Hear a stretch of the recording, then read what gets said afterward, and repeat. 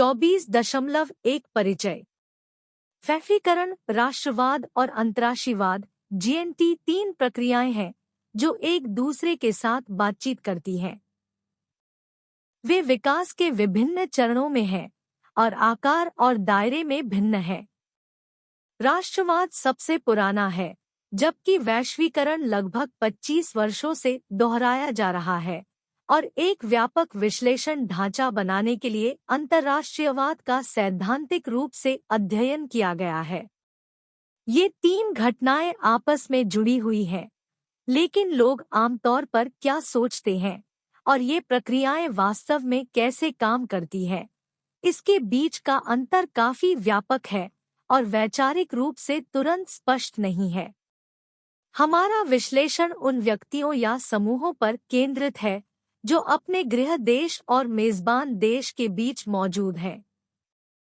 यह ऐतिहासिक जुड़ाव वैश्वीकरण प्रक्रिया से प्रभावित है और जिसे अर्जुन अप्पादुरई एथनोस्केप्स कहते हैं, जो मीडिया और व्यक्तिगत कल्पना द्वारा बनाई गई काल्पनिक पहचान है। इन प्रवासी या अंतर्राष्ट्रीय समुदायों के लोग अपने मेजबान देशों में अपने वास्तविक जीवन और उनके मन में मौजूद आदर्श छवियों के बीच टकराव का अनुभव करते हैं। इससे विभिन्न कल्पित समुदायों का निर्माण होता है, जो राजनीति के नए रूपों, सामूहिक अभिव्यक्ति और अभिजात वर्ग द्वारा सामाजिक नियंत्रण और निगरानी की आवश्यकता को जन्म देते हैं। पूंजीवाद या समाजवाद के समान, एथनोस्केप समकालीन सेटिंग्स में एक प्रतिस्पर्धी मास्टर कथा के रूप में उभरता है, जो इन तीन प्रमुख घटनाओं के बीच संबंधों के लिए स्पष्टीकरण प्रदान करता है। नई वैश्विक वास्तविकताओं को समझने के लिए हमें अपने शोध के दायरे को व्यापक बनाने और वैश्विक सांस्कृतिक अर्थव्यवस्था के अतियथार्थवादी पहलुओं को अपनाने की आवश्यकता है। यदि हम इस प्रश्न का सरल उत्तर चाहते हैं कि वैश्वीकरण के इस युग में लोग सीमाओं के पार क्यों जाते हैं, तो यह इस प्रकार हो सकता है, जैसे जैसे राष्ट्रवाद कमजोर होता है, लोगों के लिए नौकरियों की तलाश में दूसरे देशों में जाना आसान हो जाता है। लेकिन इस व्याख्या में अपनी खामियां हैं। उदाहरण के लिए, कुछ देश वास्तव में अधिक राष्ट्रवादी होते जा रहे हैं, जैसे लेबनान में इजराइल की कार्रवाई।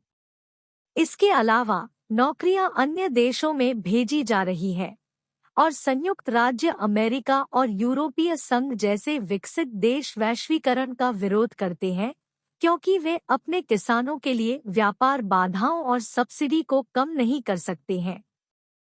यह जुलाई 2006 में दोहा विकास दौर की विफलता में स्पष्ट था। तो हम भारत और पाकिस्तान के बीच सीमा पार आतंकवाद की व्याख्या कैसे कर सकते हैं, जब वे गेंद से छेड़छाड़ पर क्रिकेट अंपायर के फैसले के खिलाफ एक साथ खड़े हैं? और जब प्रमुख शक्तियां अक्सर संघर्ष में रहती हैं, तो वैश्विक व्यापार अभी भी क्यों बढ़ रहा है?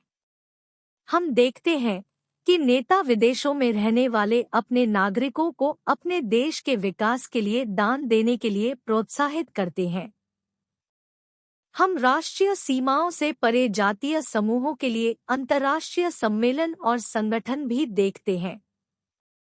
ये हमारी नई वैश्विक सांस्कृतिक वास्तविकता में सामान्य विशेषताएं हैं और ये अंतहीन लगती हैं। इस उभरते सांस्कृतिक परिदृश्य को समझने के लिए वर्तमान समाचारों को देखना उपयोगी है। मैं आपको 10 सितंबर 2006 को द हिंदू अखबार के कुछ अंश साझा करना चाहता हूं, ताकि आपको यह पता चल सके कि वैश्वीकरण और सूचना प्रौद्योगिकी के प्रसार से प्रेरित इस सांस्कृतिक क्षेत्र में क्या हो रहा है।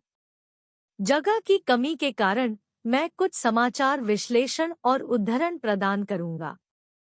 अखबार की सभी सुर्खियां 9/11 की महत्वपूर्ण घटना के बारे में थी, जो आतंकवाद के विरुद्ध युद्ध की 5वीं वर्षगांठ थी। इस युद्ध से बुश प्रशासन के बारे में कुछ परेशान करने वाले तथ्य सामने आए। ताज़ा खुलासा यह है कि सद्दाम हुसैन का अल-कायदा से कोई संबंध नहीं था। वास्तव में अमेरिकी सीनेट इंटेलिजेंस कमेटी की एक रिपोर्ट के अनुसार उन्होंने उनकी प्रगति को अस्वीकार कर दिया था और इराक में उनके नेता को पकड़ने का भी प्रयास किया था। जैसा कि हम सभी जानते हैं, संयुक्त राज्य अमेरिका द्वारा दो देशों अफगानिस्तान और इराक पर आक्रमण करने से पहले वहां सामूहिक विनाश के कोई हथियार नहीं मिले थे। ये आक्रमण संयुक्त राष्ट्र सुरक्षा परिषद के समर्थन के बिना हुए। इस तरह की कार्रवाइयों को 9/11 के अल-कायदा हमले के समान गंभीर देखा गया। मामले को और भी बदतर बनाने वाली बात यह थी कि जिस तरह से इन घटनाओं को चित्रित किया गया, खासकर फॉक्स टेलीविजन और अन्य लोगों द्वारा। इन कार्रवाइयों के कारण ऐसी नीतियां बनी जिन्होंने मुसलमानों को एक धार्मिक समूह के रूप में अलग-थलग और हाशिए पर धकेल दिया। एक खुले पृष्ठ के लेख के शीर्षक ने इसे संक्षेप में प्रस्तुत किया, जातीय जांच के लिए एक समुदाय को लक्षित करना। लेख के लेखक, जो एक मेडिकल डॉक्टर है और अन्यायपूर्ण भेदभाव का सामना कर रहे हैं, ने उपशीर्षक में अपनी चिंता व्यक्त की। मेरा मुस्लिम होना एक भारतीय के रूप में मेरी पहचान पर भारी पड़ गया। नस्लीय और जातीय प्रोफाइलिंग का यह मुद्दा दुनिया भर में आम होता जा रहा है और हमारी वैश्विक संस्कृति में तनाव पैदा कर रहा है। मैं यह बताना चाहता हूं कि भारतीय मुसलमान कई मायनों में अन्य इस्लामी देशों के मुसलमानों से काफी अलग है। भारतीय मुसलमान संभवतः एकमात्र ऐसे लोग हैं जो लोकतांत्रिक व्यवस्था में रहे हैं और उसकी सराहना करते हैं। लोकतंत्र के अनुभव ने युवा भारतीय मुसलमानों की एक ऐसी पीढ़ी को आकार दिया है जो राष्ट्रवाद में विश्वास करते हैं और उत्साह के साथ इसका अभ्यास करते हैं।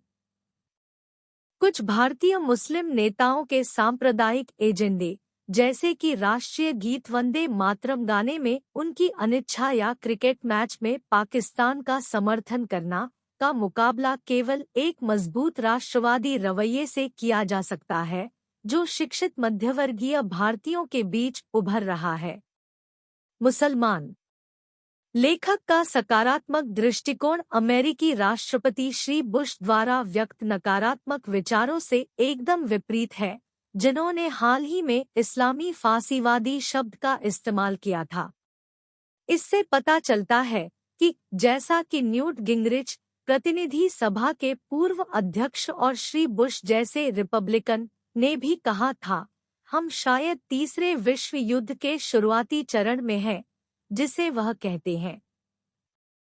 यह कहना अतिशयोक्ति नहीं होगी कि राष्ट्रीय सीमाओं के पार इस्लाम के वैश्वीकरण ने, जिसे इलेक्ट्रॉनिक और प्रिंट मीडिया के माध्यम से व्यापक मीडिया कवरेज ने बढ़ावा दिया है, राजनीतिक निहितार्थों के साथ एक महत्वपूर्ण अंतर्राष्ट्रीय सांस्कृतिक क्षेत्र तैयार किया है। दुनिया भर में जनमत सर्वेक्षणों के अनुसार लाखों मुसलमान अब मानते हैं कि इराक में अमेरिका का असली इरादा अपने तेल को सुरक्षित करना, इजराइल का समर्थन करना या, जैसा कि श्री बिन लादेन कहते रहे हैं, इस्लाम के खिलाफ युद्ध छेड़ना था। अमेरिकी रूढ़िवादी थिंक टैंक के भीतर एक विभाजन उभर आया है। उनका मानना है कि इसका दोष एशिया के मुसलमानों पर नहीं मढ़ा जाना चाहिए। इसके बजाय जो मुसलमान यूरोप और अमेरिका में पले-बढ़े हैं, वे असंतोष व्यक्त कर रहे हैं, ठीक वैसे ही जैसे फासीवाद के समय नागरिकों ने किया था। प्रोफेसर फ्रांसिस फुकुयामा इस रूढ़िवादी थिंक टैंक का नेतृत्व कर रहे हैं और उनका दृढ़ता से तर्क है कि राष्ट्रपति बुश को इस्लाम के सभी अनुयायियों के लिए आतंक पर युद्ध का विस्तार करने में गुमराह किया गया था।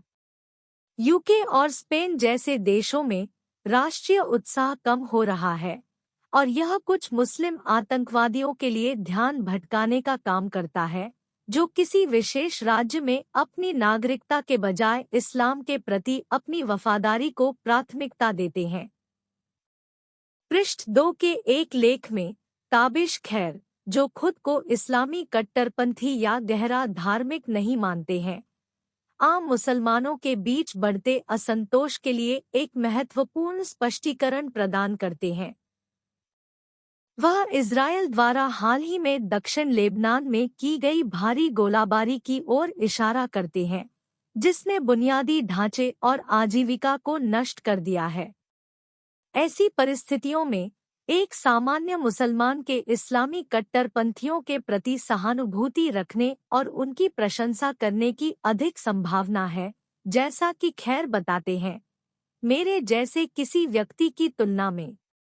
इस प्रकार वैश्विक सांस्कृतिक परिदृश्य अंतर्राष्ट्रीय वफादारियों से प्रभावित होता है और आकर्षण के केंद्रीय बिंदु के आधार पर राष्ट्रवाद या तो शाही या सीमित हो सकता है। अंतर्राष्ट्रीयवाद में निहित ये दोनों घटनाएं वैश्विक पूंजीवाद के व्यापक ढांचे का हिस्सा हैं, जिन्हें अक्सर वैश्वीकरण के रूप में जाना जाता है। यह 10 सितंबर के अखबार का लेख है।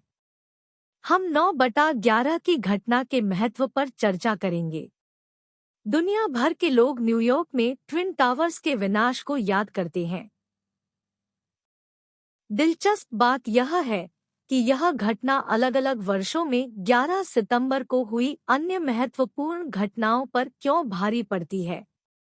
उदाहरण के लिए, महात्मा गांधी ने 1906 में दक्षिण अफ्रीका में नस्लीय कानूनों के खिलाफ अपना सत्याग्रह शुरू किया और स्वामी विवेकानंद ने 1893 में शिकागो में एक प्रसिद्ध भाषण दिया, जिसमें सांप्रदायिकता और कट्टरता के खिलाफ चेतावनी दी गई थी।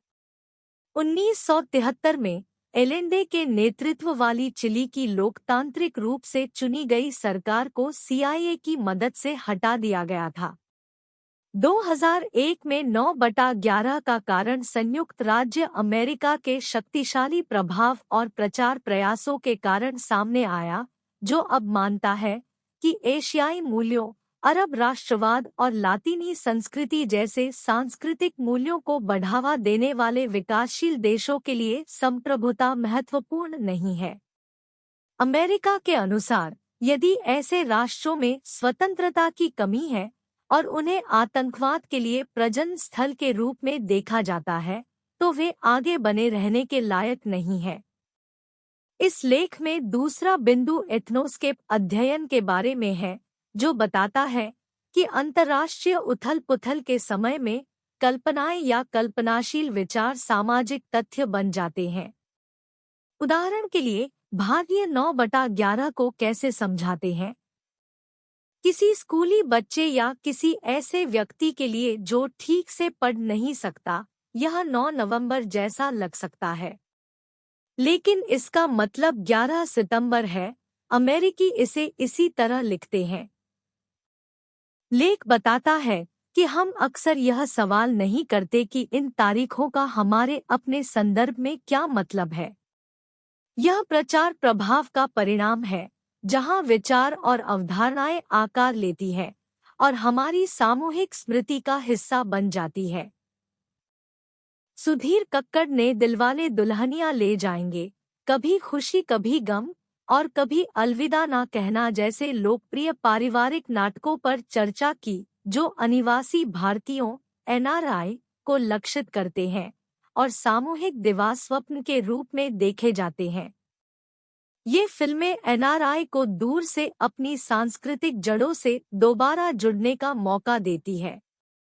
यह घटना विदेशों में बसे NRI के बीच प्रचलित है और इसे भारतीय संदर्भ में समझने की जरूरत है। यह एक जटिल अवधारणा है, कभी-कभी अतियथार्थवाद भी। 24.2 वैश्वीकरण। संक्षेप में, वैश्वीकरण का मतलब है कि दुनिया वैश्विक स्तर पर और अधिक जुड़ रही है।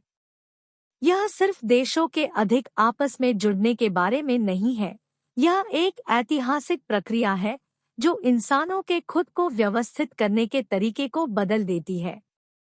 यह प्रक्रिया दूरदराज के समुदायों को जोड़ती है और विभिन्न क्षेत्रों और महाद्वीपों में शक्ति संबंधों का विस्तार करती है। कूटनीति के विशेषज्ञ हेनरी किसिंजर ने एक बार बताया था कि वैश्वीकरण अनिवार्य रूप से संयुक्त राज्य अमेरिका द्वारा दुनिया में एक प्रमुख भूमिका निभाने के बारे में है। वैश्वीकरण को बेहतर ढंग से समझने के लिए हमें यह देखना चाहिए कि यह राष्ट्रवाद और अंतर्राष्ट्रीय घटनाओं के उद्भव को कैसे प्रभावित करता है।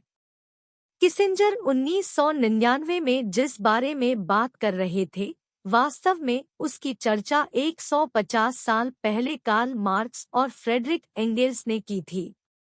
कम्युनिस्ट घोषणा पत्र में उन्होंने कहा कि देशों के खुद को अलग थलग करने और आत्मनिर्भर होने के बजाय अब राष्ट्रों के बीच व्यापक बातचीत और परस्पर निर्भरता है।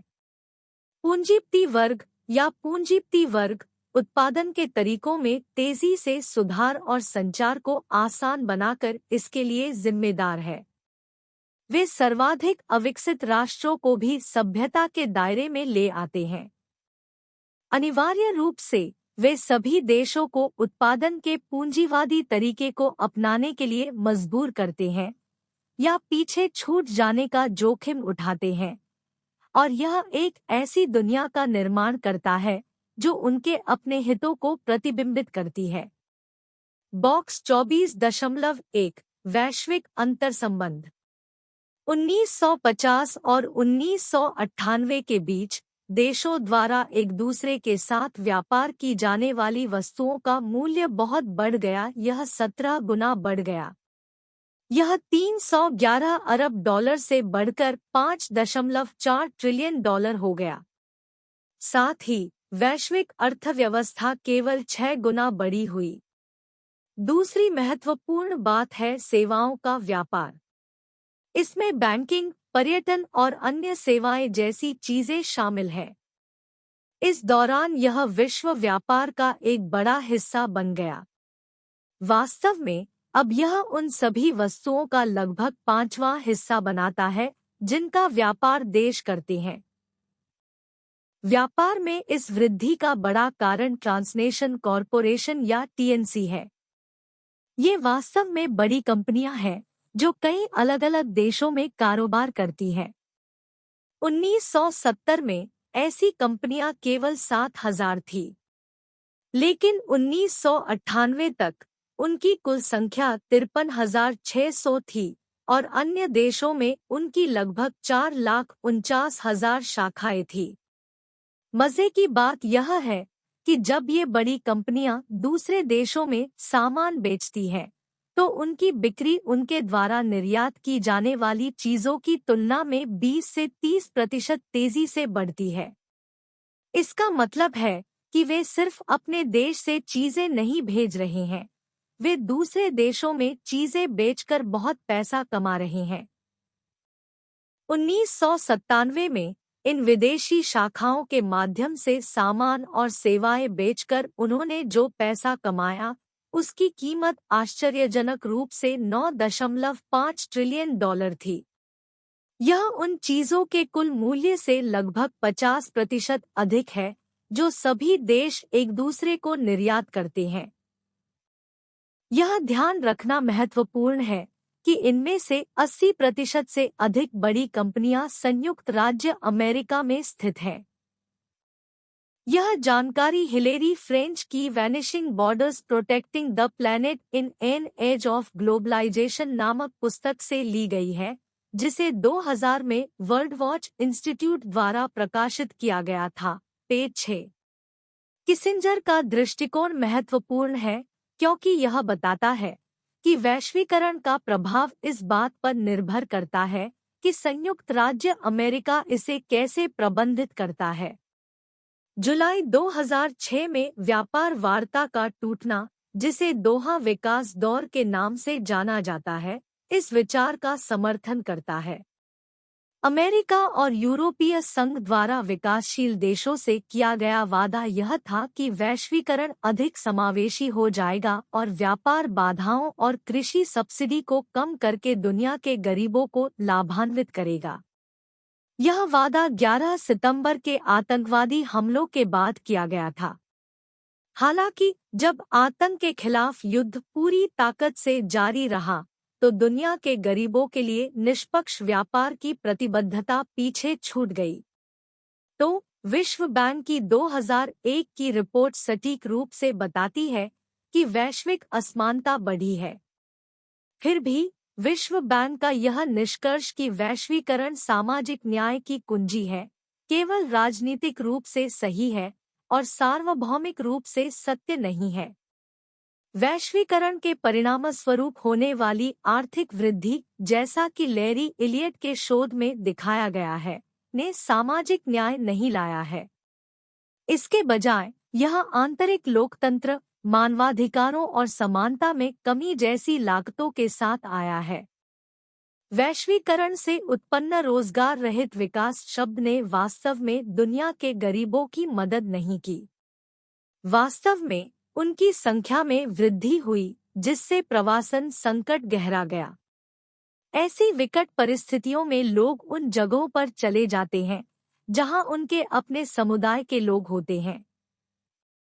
वैश्वीकरण के दौरान सीमाएं अधिक खुली हो गई और राष्ट्रीय अर्थव्यवस्थाएं अधिक जुड़ गई। 1950 के दशक में दुनिया की लगभग 80% आबादी बंद, गैरबाजार अर्थव्यवस्थाओं में रहती थी, लेकिन 1995 तक 87% खुली अर्थव्यवस्थाओं में रहती थी। भय, असुरक्षा और बेरोजगारी ने लोगों को अपनी मातृभूमि छोड़ने के लिए मजबूर कर दिया। नौकरी के अवसरों में बदलाव, कई श्रमिकों वाले देशों से श्रमिकों के लिए आसान प्रवेश और आईटी, बीपीओ और इंजीनियरिंग सेवाओं जैसे विकसित देशों द्वारा नौकरियों की आउटसोर्सिंग ने इसमें योगदान दिया है। धन, लोगों और नौकरी के अवसरों की आवाजाही में नाटकीय रूप से वृद्धि हुई है। वैश्वीकरण अंतर्राष्ट्रीयकरण से भिन्न है, जो अलग-अलग राष्ट्र राज्यों के बीच बढ़ती परस्पर निर्भरता के बारे में है। वैश्वीकरण के तहत दुनिया एक साझा सामाजिक स्थान बन रही है। विभिन्न क्षेत्रों और महाद्वीपों में अर्थव्यवस्था से लेकर सुरक्षा तक सभी क्षेत्रों में सामाजिक संगठन महत्वपूर्ण रूप से बदल रहा है। दो महत्वपूर्ण कारक इस परिवर्तन को चला रहे हैं: सूचना और संचार प्रौद्योगिकी क्रांति, जिसने अप्रत्याशित और दूरगामी परिवर्तन लाए हैं, और कल्याणकारी राज्य और सामाजिक सुरक्षा से दूर बदलाव, जो द्वितीय विश्व युद्ध के बाद से लागू था। इसके बजाय अब हमारे पास वाशिंगटन सर्वसम्मति के रूप में जाना जाता है, जो ब्रिटिश विकास अर्थशास्त्री जॉन विलियमसन द्वारा प्रस्तावित सुधारों का एक सेट है। इन सुधारों का उद्देश्य 1980 के दशक के ऋण संकट के बाद लैटिन अमेरिकी अर्थव्यवस्थाओं में निजी पूंजी को आकर्षित करना था। विकासशील देशों, मुख्य रूप से अफ्रीका और लैटिन अमेरिका के लिए इस एजेंडे को अक्सर आर्थिक सुधार के रूप में जाना जाता है, जिसमें उदारीकरण, निजीकरण और वैश्वीकरण (LPG) शामिल है। हालांकि अकेले आर्थिक सुधार पर्याप्त नहीं है और सुशासन पर केंद्रित दूसरी पीढ़ी के सुधार पेश किए गए हैं। वर्तमान में IMF और विश्व बैंक विकासशील देशों को ऋण प्रदान करने के लिए सुशासन को एक शर्त के रूप में उपयोग करते हैं। इन दो महाद्वीपों के अधिकांश देशों का आर्थिक प्रदर्शन बहुत अच्छा नहीं था, लेकिन चीन और पूर्वी एशियाई टाइगर्स नवोदारवादी दृष्टिकोण को अपनाकर वैश्वीकरण से लाभ उठाने में सक्षम थे। भारत, ब्राजील और रूस भी अधिक वैश्विक बनने में सफल रहे। इन अनुभवों से एक महत्वपूर्ण सबक यह है कि राष्ट्रीय नेताओं को वैश्विक रुझानों का आंख बंद करके अनुसरण नहीं करना चाहिए, बल्कि ऐसी नीतियां बनानी चाहिए जो उनकी अपनी विशिष्ट परिस्थितियों के साथ अच्छी तरह से काम करें। अप्रतिबंधित वैश्वीकरण के विरुद्ध एक और दृष्टिकोण फ्रांसिस फुकुयामा से आया। 1989 में उनका मानना था कि इतिहास समाप्त हो गया है, लोकतंत्र की जीत हुई है और दुनिया राजनीतिक सीमाओं के पार लोकतंत्र के प्रसार और लोकप्रिय प्रतिरोध का सामना करने के लिए तैयार है। उन्होंने 2001 में यहाँ तक कहा था कि लोकतंत्र और मुक्त बाजार दुनिया भर में प्रमुख सिद्धांतों के रूप में बढ़ते रहेंगे। हालांकि 2004 के आसपास उन्होंने अपना रुख बदल दिया और विश्व राजनीति में राष्ट्र राज्यों की केंद्रीय भूमिका में वापसी का आह्वान किया। संक्षेप में, राष्ट्र राज्य वास्तव में कभी लुप्त नहीं हुए और देरसबेर उनका महत्व पुनः प्राप्त हो गया। बहरहाल, एक राजनीतिक शक्ति के रूप में राष्ट्र राज्यों और राष्ट्रवाद के प्रभाव पर गहरा प्रभाव पड़ा है, जिससे एक नई अवधारणा को जन्म मिला है जिसे क्षेत्रीयकरण कहा जाता है। इसका मतलब यह है कि माल, पूंजी और श्रम की आवाजाही के लिए सीमाएं अधिक खुली हो गई है। व्यावहारिक रूप से क्षेत्रीयकरण में श्रम बलों को धनी समाजों के निचले वर्ग के क्षेत्रों में लाना और कभी-कभी घरेलू देशों के साथ राजनीतिक जुड़ाव को बढ़ाना शामिल है। विभिन्न वैश्विक कट्टरपंथी आंदोलनों में क्षेत्रीयकरण एक महत्वपूर्ण भूमिका निभाता है। उदाहरण के लिए, हिंदू संदर्भ में विदेशों में भारतीयों के आंदोलन का उपयोग वित्तीय और धार्मिक संबंधों का एक जटिल नेटवर्क बनाने के लिए किया गया है, जो विदेशों में हिंदुओं के लिए सांस्कृतिक संरक्षण को घरेलू हिंदू कट्टरपंथी राजनीति से जोड़ता है। अप्पादुरई, 1999। 24.3 वैश्वीकरण पर 10 थीसिस। एक वैश्वीकरण विरोधी विरोध प्रदर्शन वैश्वीकरण के खिलाफ नहीं है, क्योंकि ये विरोध दुनिया में सबसे अधिक वैश्वीकृत घटनाओं में से एक है। 2 वैश्वीकरण कोई नई बात नहीं है और यह केवल पश्चिमीकरण के बारे में नहीं है। 3 वैश्वीकरण अपने आप में कोई बुरी चीज नहीं है, इसने दुनिया को पहले से ही अमीर बना दिया है। हमें वैश्वीकरण के लाभों के उचित वितरण की आवश्यकता है। 4 मुख्य समस्या प्रत्यक्ष या अप्रत्यक्ष रूप से असमानता है। 5 सबसे महत्वपूर्ण चिंता केवल असमानता में मामूली सुधार नहीं है, बल्कि चौंकाने वाली गरीबी और असमानता है जिस पर तत्काल ध्यान देने की आवश्यकता है। 6 सवाल केवल यह नहीं है कि क्या हर किसी को लाभ मिलता है, बल्कि सवाल यह भी है कि क्या ये लाभ उचित रूप से वितरित होते हैं।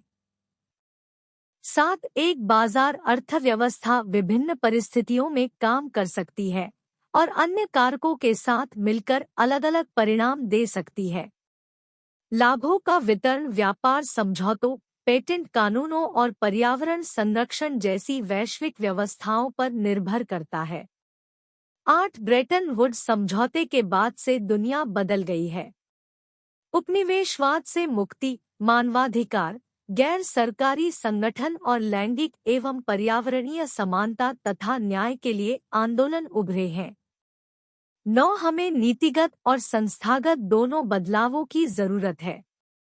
विश्व बैंक और संयुक्त राष्ट्र के नेतृत्व में वैश्विक शासन विकसित हो रहा है, लेकिन तीसरी दुनिया की कुछ सरकारें हिंसा और बर्बादी में लगी हुई है।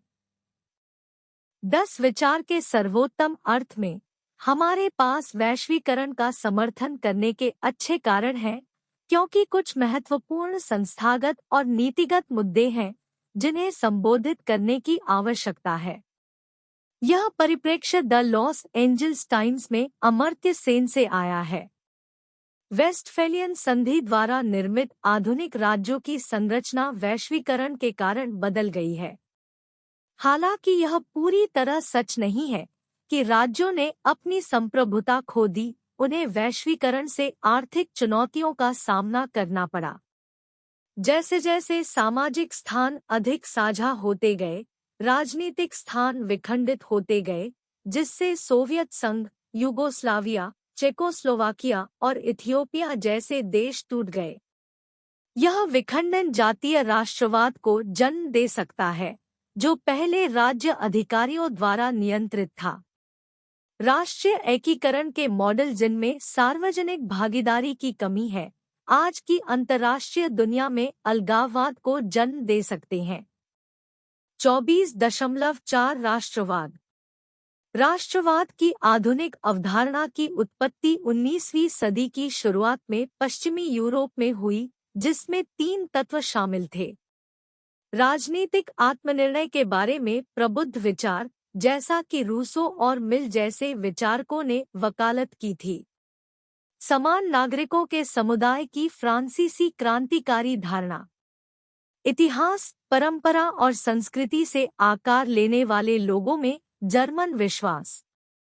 अंततः राष्ट्रवाद, स्वतंत्रता, समानता और साझा इतिहास और संस्कृति के सिद्धांतों से जुड़ गया।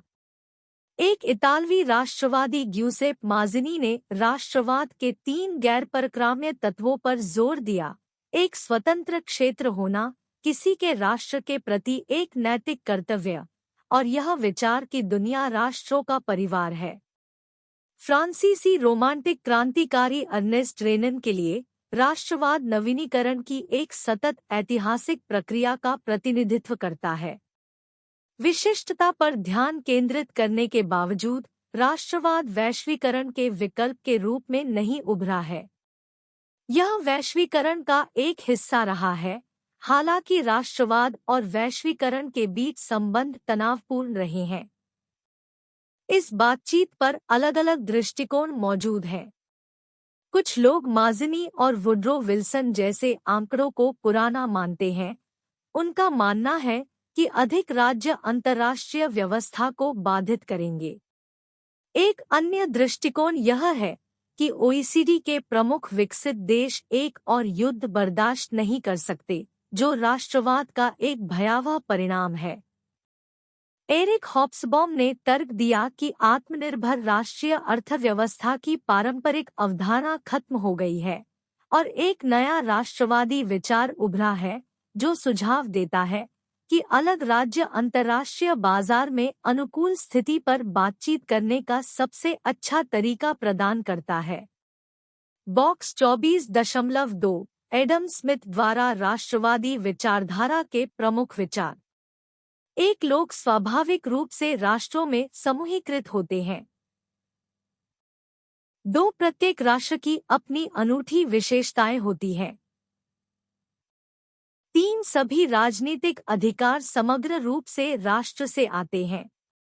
4 स्वतंत्रता और आत्मसंतुष्टि प्राप्त करने के लिए व्यक्तियों को अपने राष्ट्र के साथ पहचान बनानी चाहिए।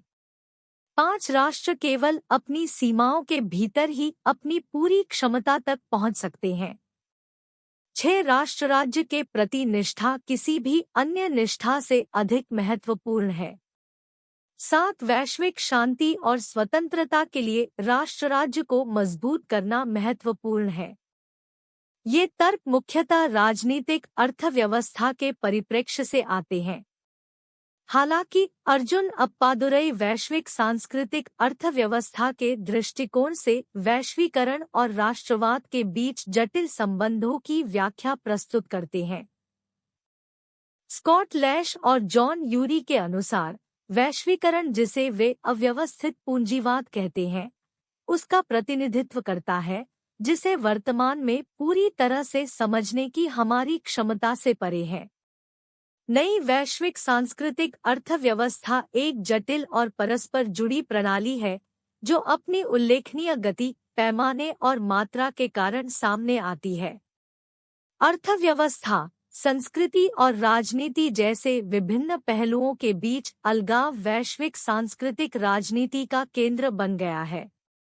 इस तेजतर्रार और परस्पर जुड़ी दुनिया में हम खुद को जड़हीनता, अलगाव और मनोवैज्ञानिक दूरी की स्थिति में पाते हैं, साथ ही इलेक्ट्रॉनिक निकटता या वैश्विक गांव की भावना का भी अनुभव करते हैं। मीडिया ऐसे समुदायों को बनाने में भूमिका निभाता है जिनमें स्थान की मजबूत भावना का अभाव है, जो इस वैश्वीकरण की प्रवृत्ति में योगदान देता है। फ्रेडरिक जेमसन ने वर्तमान के प्रति उदासीनता को नोट किया है, जो बदलती परिस्थितियों के बावजूद बनी रहती है। असंबद्ध संबंधों की विशेषता वाली इस वैश्विक सांस्कृतिक राजनीति का एक महत्वपूर्ण पहलू राज्य और राष्ट्र के बीच तनाव है। अप्पादुरई बताते हैं कि इस विच्छेद के 2 स्तर हैं।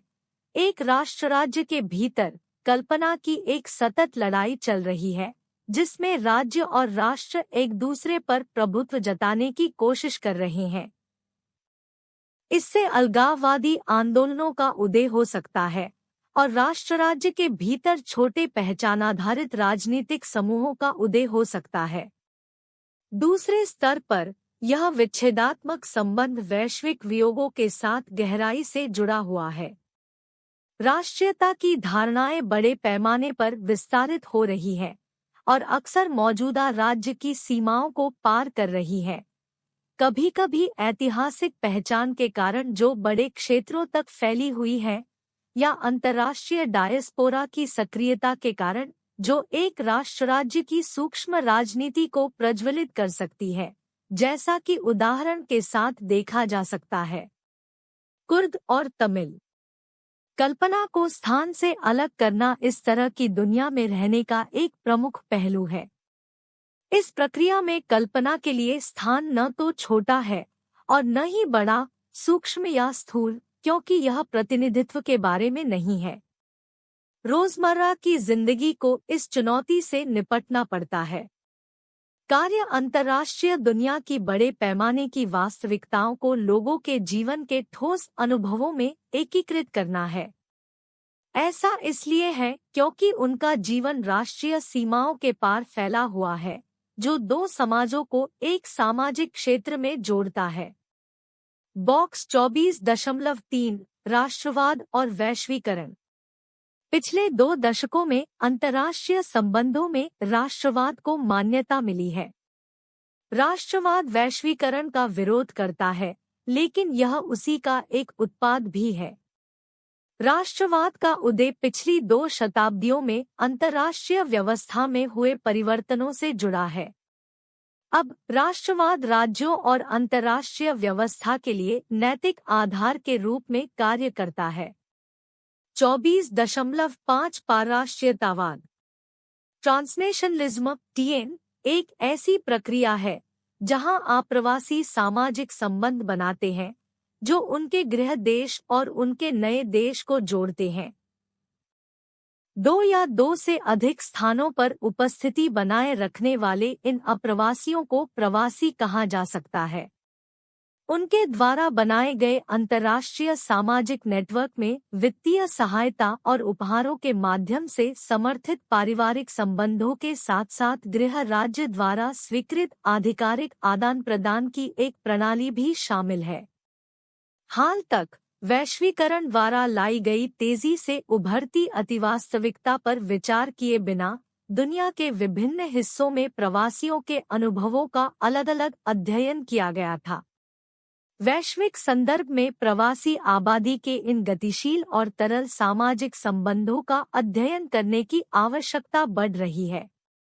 जैसा कि पहले उल्लेख किया गया है, पूंजी के वैश्विक पुनर्गठन ने विकसित देशों की अर्थव्यवस्थाओं को महत्वपूर्ण रूप से प्रभावित किया है, जिससे उच्च बेरोजगारी और अल्परोजगार पैदा हुआ है। बढ़ती प्रवासी आबादी के सामने आने वाली चुनौतियों को पूरी तरह से समझने के लिए विश्लेषण का एक अंतर्राष्ट्रीय ढांचा आवश्यक हो गया है। इस तरह के ढांचे को विकसित करने में नीना ग्लिक-शिलर, लिंडा बाश और क्रिस्टीना ब्लैंकजेंटन (SBB) ने अंतर्राष्ट्रीयवाद की अवधारणा के लिए 6 केंद्रीय परिसरों की पहचान की है। जनजाति, जातीय समूह, राष्ट्र, समाज या संस्कृति जैसे कुछ सामाजिक विज्ञान शब्द शोधकर्ताओं के लिए पहले अंतर्राष्ट्रीयवाद की घटना पर ध्यान देना और फिर उसका अध्ययन करना कठिन बना सकते हैं। अंतर्राष्ट्रीय प्रवासियों का अनुभव वैश्विक पूंजीवाद की बदलती परिस्थितियों से निकटता से जुड़ा हुआ है और इसे संपूर्ण विश्व के संदर्भ में जांचने की आवश्यकता है।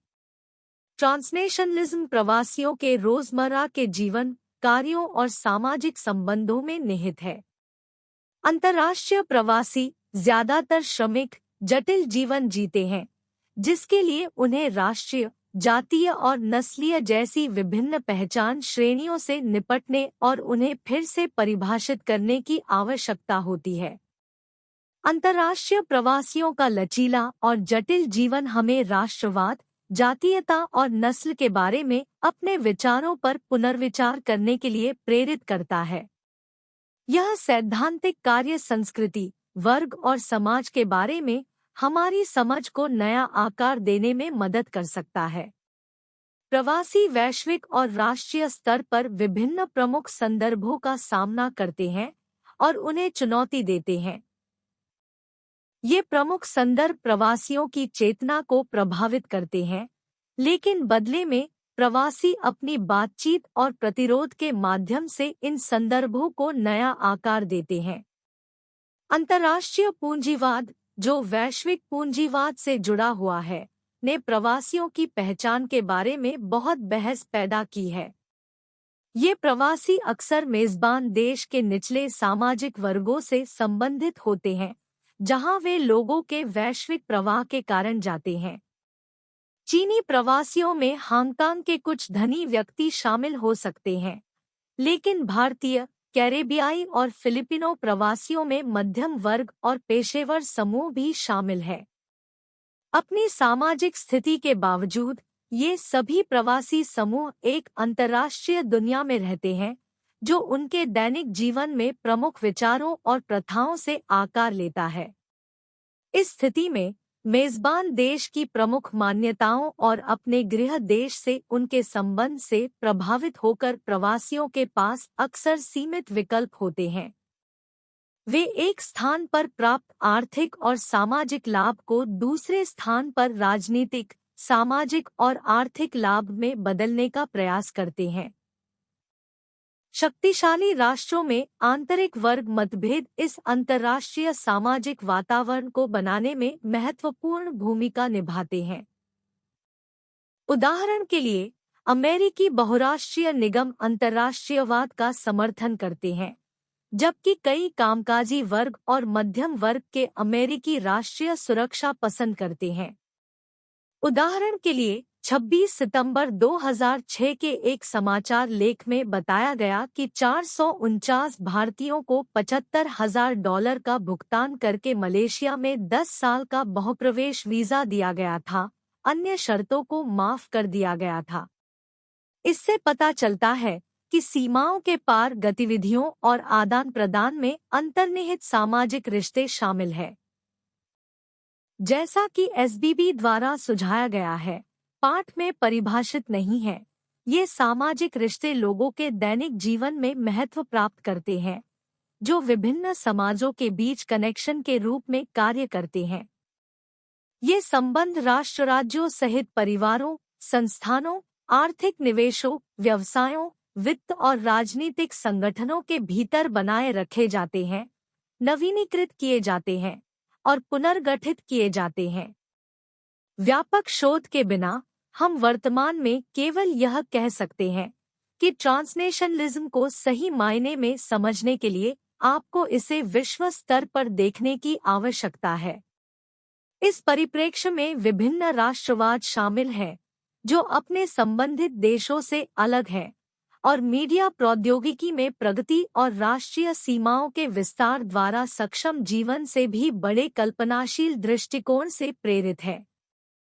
इस संदर्भ में ट्रांसनेशनलिज्म और वैश्वीकरण ने एक नई वैश्विक वास्तविकता को जन्म दिया है, जिसके लिए गहन विश्लेषण और समझ की आवश्यकता है।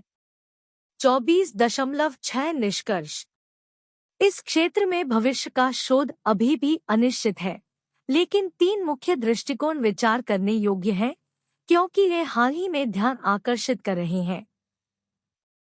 पहला दृष्टिकोण सर्वदेशीयवाद है, जो इस विचार को बढ़ावा देता है कि सभी लोग समान हैं और अंतर्राष्ट्रीय समुदाय को युद्ध अपराधों से प्रभावित लोगों की रक्षा करनी चाहिए और गलत काम करने वालों को दंडित करना चाहिए, चाहे वे कहीं से भी आए हों।